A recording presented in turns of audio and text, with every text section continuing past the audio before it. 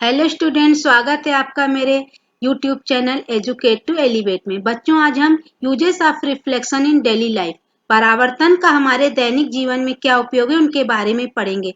जैसे हमारा ये रंग बिरंगा संसार बहुत ही खूबसूरत चीजों से बना है, तो हमको कोई भी वस्तु जिस रंग की है उसी खास वस्तु की उसी रंग की क्यों दिखती है। लेकिन जब हम श्वेत प्रकाश की बात करें, लेकिन जब हम रंग बदल देंगे तो वही वस्तु हमें किस रंग की दिखाई देगी और क्यों, इसके बारे में हम चर्चा करेंगे। और जो पेरिस्कोप और कैलिडोस्कोप है, उसमें जो दर्पणों का समायोजन होता है, किस एंगल पे होता है और क्यों होता है, उसके बारे में भी आज हम चर्चा करेंगे। तो चलिए बच्चों, हम स्टार्ट करते हैं।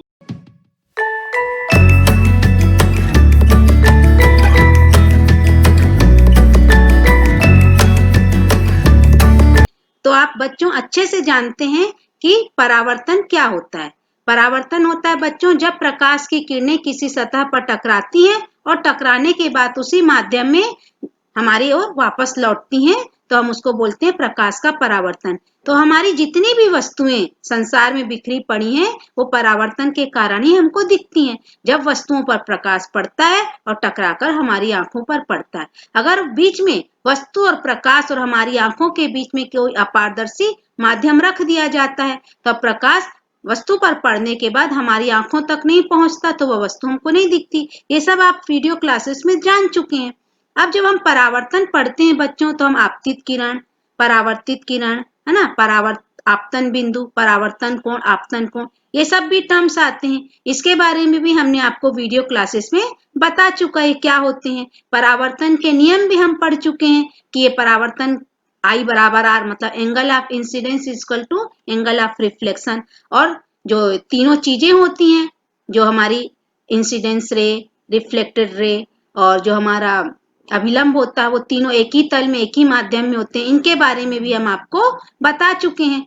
तो आज हम इसके आगे की चर्चा करेंगे। और हमने आपको साधारण कांच को प्लेन मिरर में बदलना भी वीडियो क्लासेस में बताया है कि साधारण कांच कैसे मिरर की तरह काम करता है। और इस तरीके की स्मूथ हाईली पॉलिश्ड सरफेस, जैसे हमारा टाइलिंग वाला फर्श है, पानी है, ये मिरर की तरह किस तरीके से काम करते हैं और हमको हमारा इमेज, किसी भी वस्तु का इमेज देते हैं। और हमने आपको वीडियो क्लासेस में यह भी बताया है कि वस्तु हमसे जितनी, मिरर से जितनी दूर होती है, मिरर में उसका प्रतिबिंब वस्तु का जो मिरर के पीछे उतना ही दूर बनता है। हम जैसे जैसे वस्तु को मिरर से दूर लेते जाते हैं, प्रतिबिंब भी दूर होता जाता है। और हम वस्तु को जितना पास लाते हैं मिरर के, मिरर इमेज भी उतना ही पास होता है, लेकिन उसके आकार, रूप, रंग में जरा सा भी परिवर्तन नहीं होता। ये सारी चीजें हमने वीडियो क्लासेस में आपको बता चुकी है।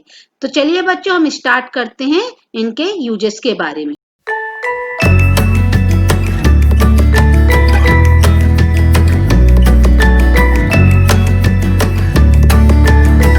बच्चों, ये ऑपेक सरफेस है, इसके हमारे यहाँ पे ऑब्जेक्ट है।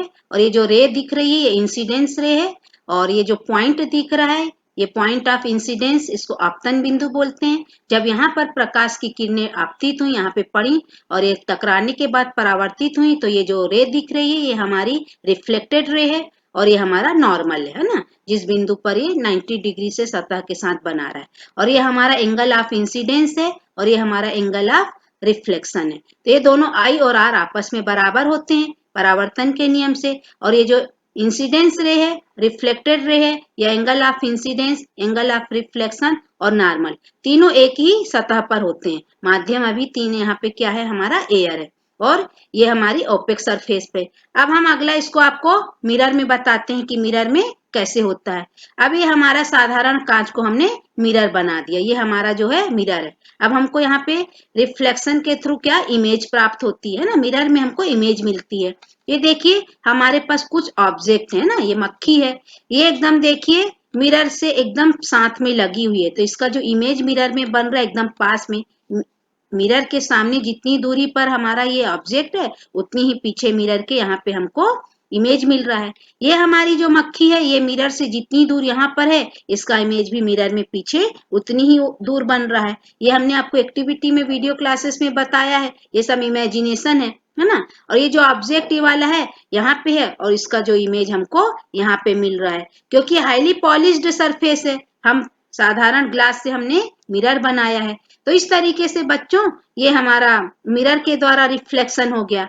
अब हम पढ़ेंगे कि हमको इमेजेस कैसे प्राप्त होती है, मतलब रिफ्लेक्टेड रे को हम बार बार रिफ्लेक्ट कर सकते हैं क्या?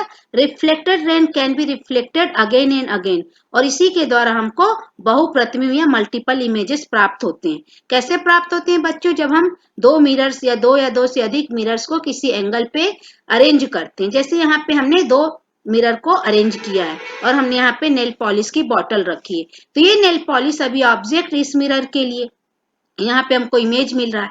अब ये इमेज इस मिरर के लिए ऑब्जेक्ट का काम करेगी और यहाँ पे इसका इमेज बनेगा।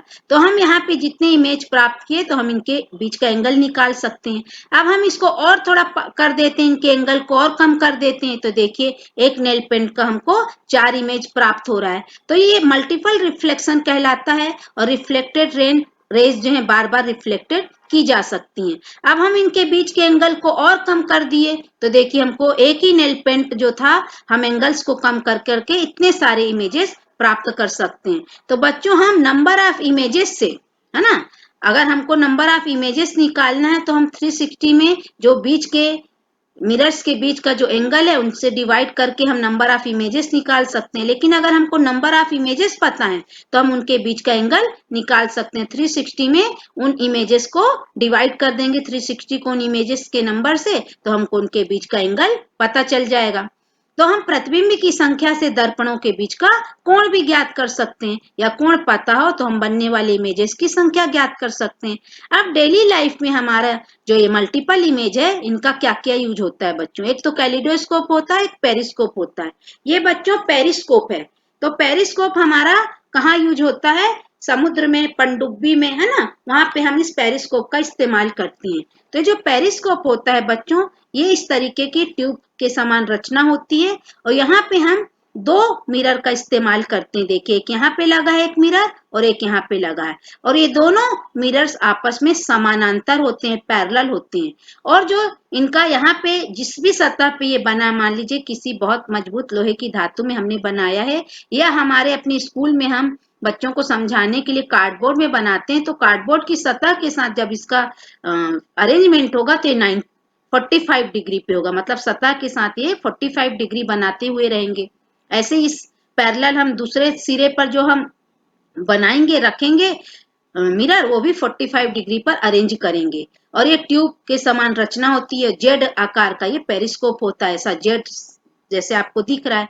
यहाँ पे इस मिरर के सामने जो वस्तु होगी, है ना, ये ट्यूब कितनी भी लंबी हो सकती, तो हमको यहाँ इस सिरे पर उस वस्तु का इमेज प्राप्त होगा।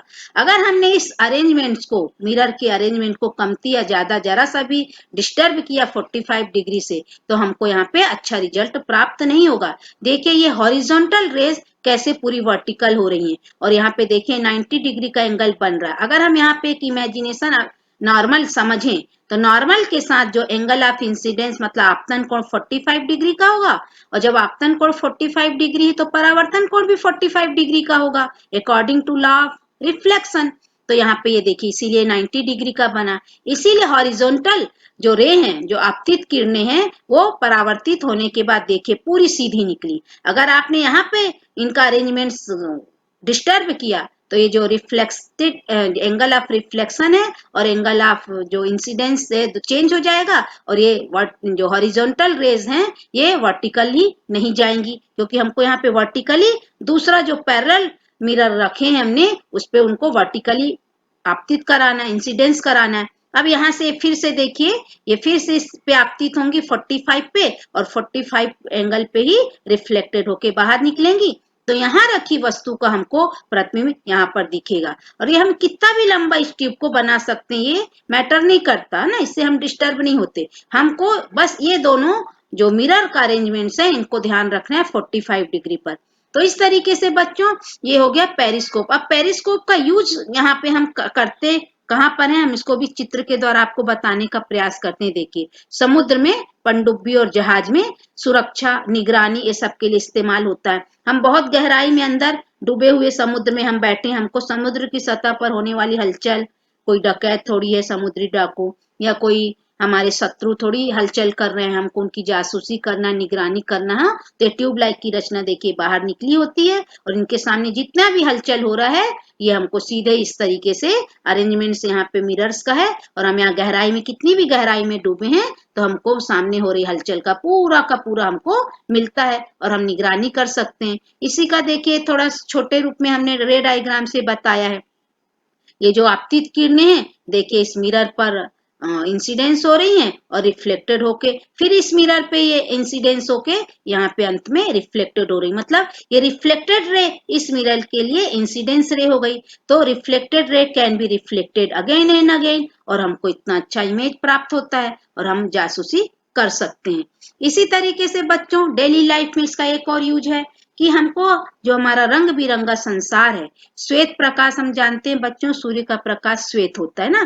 जब वो किसी भी वस्तु पर पड़ता है तो वस्तु हमको अगर काली है तो काली दिखती, सफेद है तो सफेद दिखती, हरी है तो हरी दिखती। तो आज हमको इसी चीज को जानना है कि कोई वस्तु हमको सफेद, कोई वस्तु काली या कोई रंग बिरंगी क्यों दिखती। जैसे ये पेड़ है बच्चों, यहाँ पे पत्तियां हरे रंग की दिख रही हैं जब सूर्य का प्रकाश पड़ रहा है और ये जो फूल है लाल कलर का दिख रहा है। तो ऐसा क्यों होता है? तो बच्चों जब सूर्य का प्रकाश इन पत्तियों पर पड़ा तो सूर्य का प्रकाश 7 रंगों का होता है, ये भी हम आपको वन विक्षेपण में बताएं। तो ये क्या करता है, हरी पत्तियां सारे रंगों को सोख लेती हैं लेकिन सिर्फ हरे रंग को परावर्तित करती हैं। हरे रंग को परावर्तित करने के कारण, हरे रंग को रिफ्लेक्टेड करने के कारण ही ये हमको ग्रीन दिखती हैं। और ऐसे ही लाल फूल सारे रंगों को एब्जॉर्ब कर लिया लेकिन सिर्फ रेड कलर को रिफ्लेक्ट कर रहा है इसलिए रेड दिख रहा है। मतलब उसके पास सारे रंग को नहीं थे तो उसको एब्जॉर्ब कर लिया, उसके पास रेड था तो रेड को वो रिफ्लेक्ट कर दिया, वापस कर दिया, इसलिए वो लाल दिख रहा है। ऐसे ग्रीन लीव्स, इसके पास ग्रीन को छोड़ के और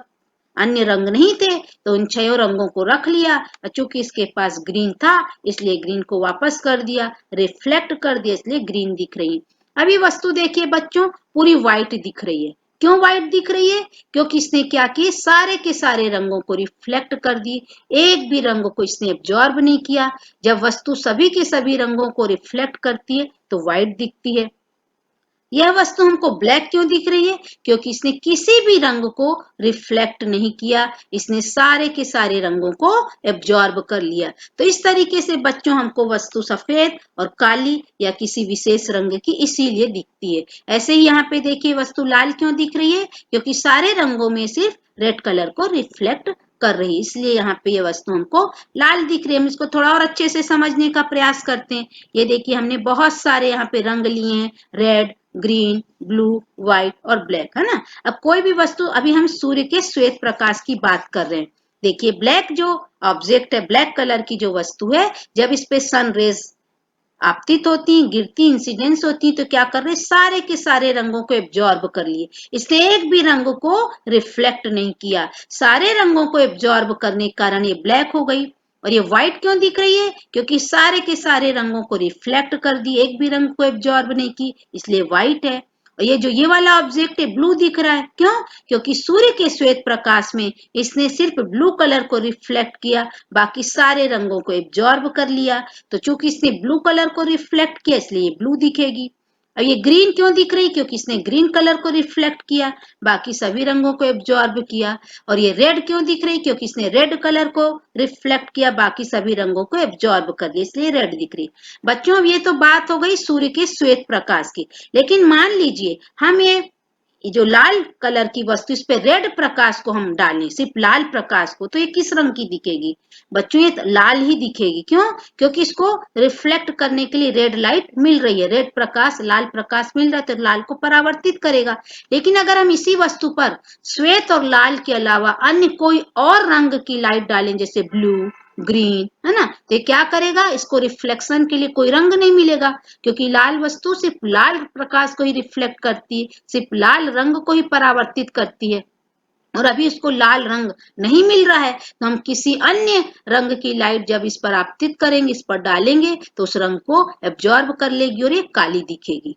तो कोई भी वस्तु जैसे हरी, सिर्फ हरे प्रकाश और श्वेत प्रकाश में हरी दिखेगी, बाकी अन्य किसी भी प्रकाश में ब्लैक हो जाएगी। ये ब्लू भी सिर्फ ब्लू और व्हाइट लाइट में ब्लू दिखेगी, बाकी अन्य किसी भी प्रकाश में यह भी ब्लैक हो जाएगी। तो हम बच्चों इसी तरीके से प्रकाश के रंग को बदल कर भी वस्तुओं के कलर को बदल कर देख सकते हैं। बच्चों ये कैलिडोस्कोप है, ये भी मल्टीपल इमेजेस का बहुत अच्छा एग्जाम्पल है। ये ग्राफिक्स में, डिजाइनिंग में, ब्लॉक प्रिंटिंग में बहुत ज्यादा इस्तेमाल होता है, क्योंकि इसमें भी हमको मल्टीपल इमेजेस प्राप्त होती हैं। अब ये बनता कैसे है बच्चों, ये हम जब समतल दर्पण की 3 समानांतर पट्टियां लेते हैं और उनको इस तरीके से देखिए जैसे चित्र में दिया है, इनको हम अरेंज करते हैं तीनों पट्टियों को, और तीनों पट्टियां समान आकार की होनी चाहिए ना, और पैरेलल होनी चाहिए। और जब हम इनको जोड़ के टेप से इस तरीके से सरफेस बना के पैक कर देते हैं, और हम एक तरफ इसमें टिश्यू पेपर और एक तरफ पूरा ग्लास लगा देते हैं, उसको पैक कर देते हैं।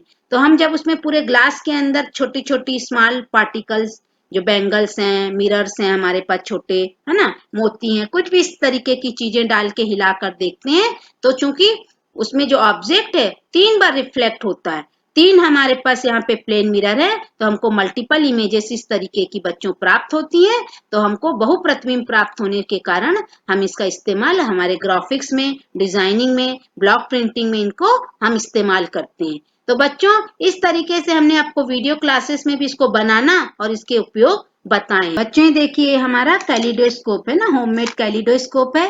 ये 3 समानांतर कांच की समतल पट्टियों को बाहर से हम टेप और ड्राइंग शीट से इसको अच्छे से पैक करके बनाए हैं। इसमें एक तरफ देखिए बच्चों ग्लास है और एक तरफ हमने बटर पेपर लगाया, और ये देखिए आपको दिखाएंगे। तो देखिए कैसे जब हम घुमाएंगे तो इनके जो इमेजेस मिलेंगे हमको, इस तरीके से बहुत सारी इमेजेस मिलेंगी। हम इसको आपको ऐसे घुमा घुमा के दिखाते, जितने बार हम इसको घुमाएंगे उतने बार देखिए इनका पैटर्न चेंज होगा। डिजाइनिंग में, ब्लॉक प्रिंटिंग में इस्तेमाल होता है। तो इस तरीके से बच्चों हम हमारे मिरर्स को अरेंज करके बहुत सारे इमेजेस प्राप्त कर सकते हैं और डेली लाइफ में इनका बहुत अच्छा इस्तेमाल कर सकते हैं। तो उम्मीद है बच्चों आप लोग को आज की क्लास बहुत अच्छी लगी होगी। तो प्लीज मेरे चैनल को लाइक, शेयर एंड सब्सक्राइब करिए और बेल आइकन को याद से प्रेस करिए ताकि मेरे वीडियो के नोटिफिकेशंस आपको तुरंत मिले। Bye bye.